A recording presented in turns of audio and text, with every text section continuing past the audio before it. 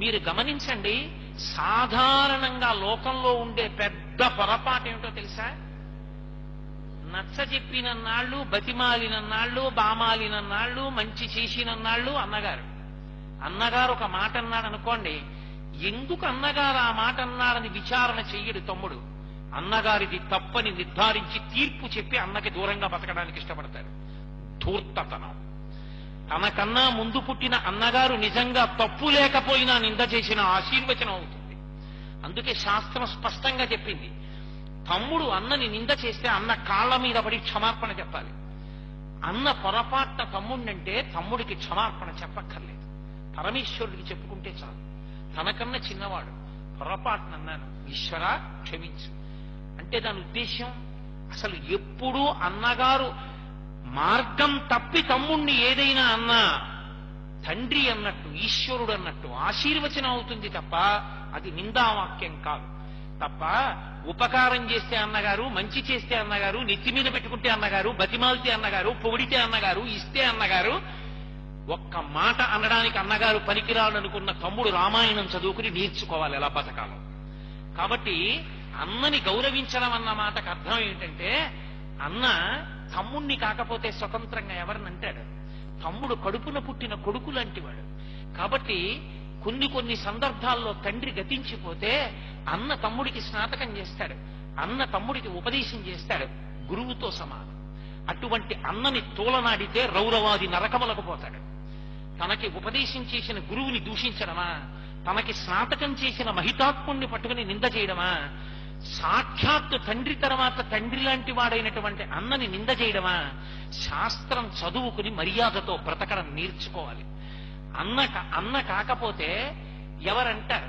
అన్న నిజంగా ఒత్తిడిలో ఉన్నాడు, ఏదో చికాకులో ఉన్నాడు, తను తొందరగా అనగలిగిన వాడు తమ్ముడు ఒక్కడే.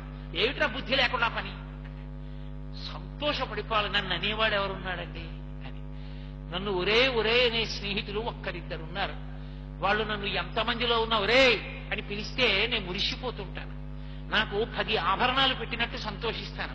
నిన్ను ఒరే అని పిలిచే స్నేహితుడు ఎప్పుడో నీతో చదువుకున్నవాడు, వాడు ఒక్కడో ఇద్దరో. వాడు ఇప్పుడు నువ్వేదో పెద్ద అధికారి అయిపోయావనో, 4 ఉపన్యాసాలు చెప్పావనో, 4 వేదికలు ఎక్కావనో, వాడు కూడా నిన్ను మీరు అనాలంటే అంతకన్నా కుసంస్కారం ప్రపంచంలో ఇంకోటి లేదు. వాడు నిన్ను ఒరే ఎండంలోనే కితాబు, అందులోనే సంతోషం. ఆ ఒరే అన్నవాడి పక్కనే నువ్వు కూర్చోగలవు, వాడి చేయి పట్టుకోగలవు, వాడితో సంతోషంగా మాట్లాడుకోగలవు, వాడి దగ్గర సేద తీరిపోగలవు. ఆ ఆప్యాయతకి ప్రతిబింబం అది. ఒక్క తల్లి తండ్రి కడుపున పుట్టినవాళ్ళు. అన్నగారు ముందు పుట్టినవాడు, అధికారం ఉన్నవాడు తమ్ముడిని ఒక మాట అనకూడదా? తమ్ముడిని ఒక మాట అంటే ఓర్చలేడా?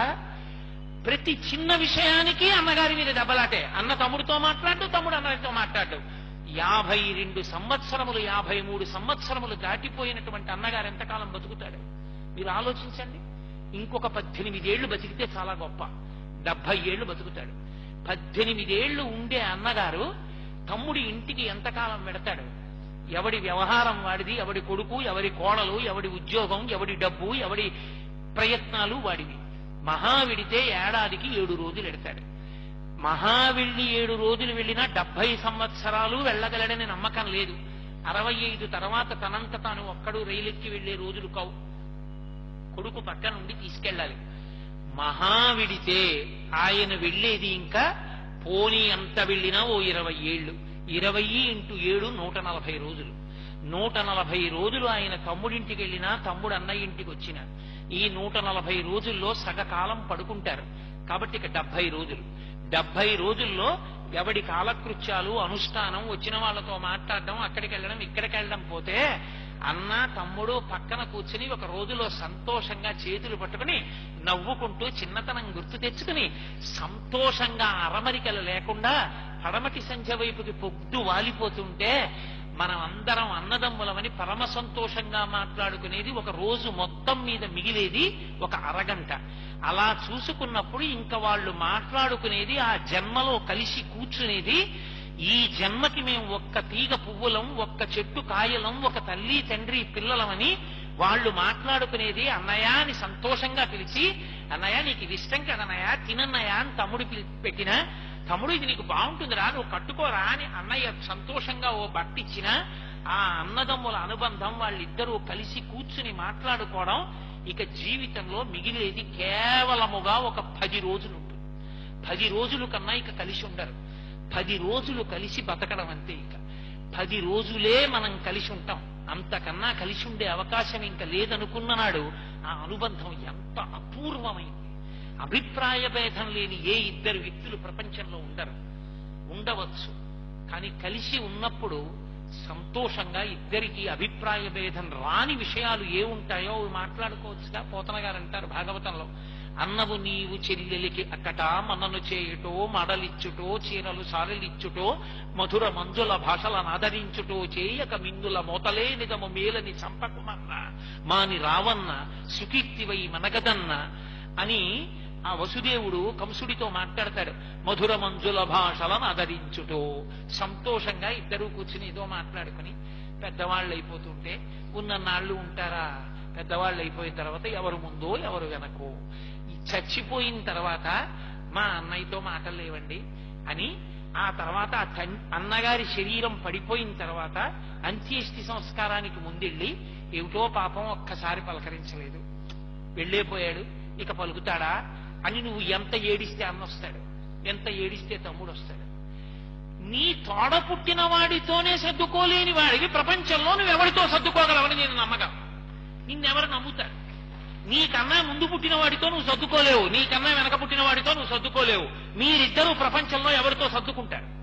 మీరు ఎవరిని ప్రేమించగలరు, ఎవరిని మన్నించగలరు, ఎవరు ఓ మాట అంటే పరగలరు, ఎవరిని ఓ మాట అనడానికి మీకు అధికారం ఉంటుంది.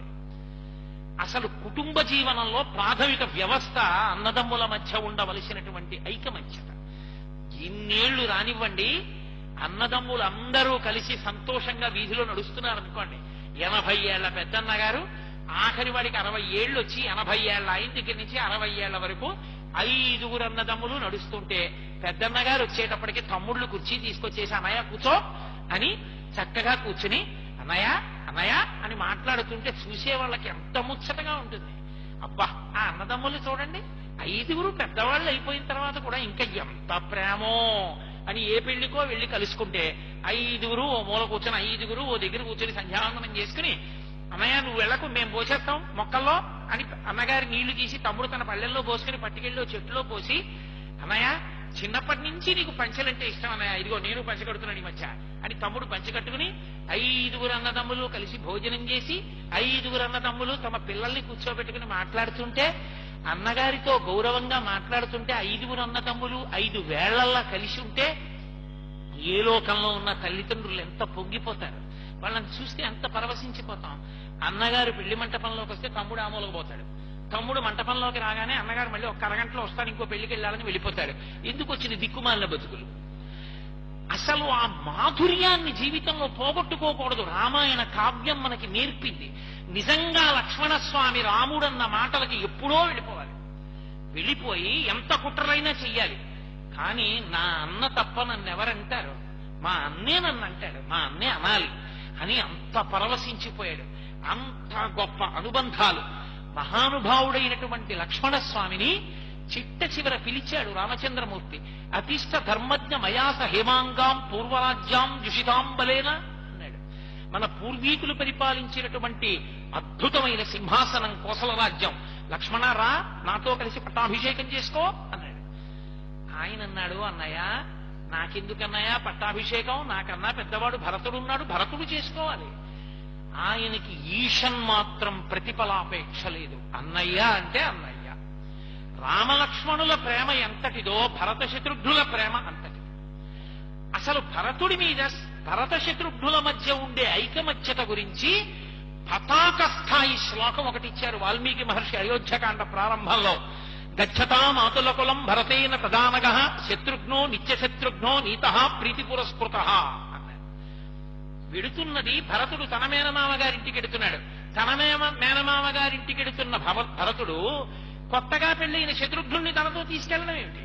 పైగా శత్రుఘ్నుడు భరతుడి వెంట వెళ్ళాడు అని రాయాలి శ్లోకం. అలా రాయలేదు. భరతుడు వెడుతూ వెడుతూ శత్రుఘ్నుడిని తీసుకుపోయాడు అన్నారు. తీసుకుపోయాడు అంటే శత్రుఘ్న వస్తావా, అక్కడ ఉంటావా, నీకు ఇబ్బంది లేదా, ఇవేం అడగలేదు. తీసుకుపోయాడు అంటే ఒక అచేతనమైన వస్తువుని తీసుకుపోయినట్టు, నా ఉత్తరీయాన్ని వస్తువుని పట్టుకుపోయినట్టు, నా మెళ్ళో వేసిన పూలమాలని పట్టుకుపోయినట్టు, శత్రుఘ్నుడిని పట్టుకుపోయాడంతే భరతుడు. అంటే అంత స్వాతంత్ర్యం, అంత ప్రేమ. ఎందుకు తీసుకెళ్ళిపోవాలి అంటే శత్రుఘ్నుడు లేకుండా తాను ఉండలేడు.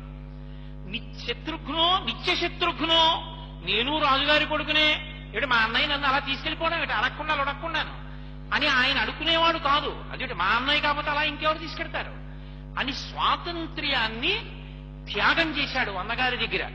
అది అహంకార పరిత్యాగం. అందుకని శత్రుఘ్నో నిత్య శత్రుఘ్నో నీత ప్రీతి పురస్కృత, నీత తీసుకుపోబడినాడు అన్నారు మహర్షి. అంతటి అన్యోన్యత.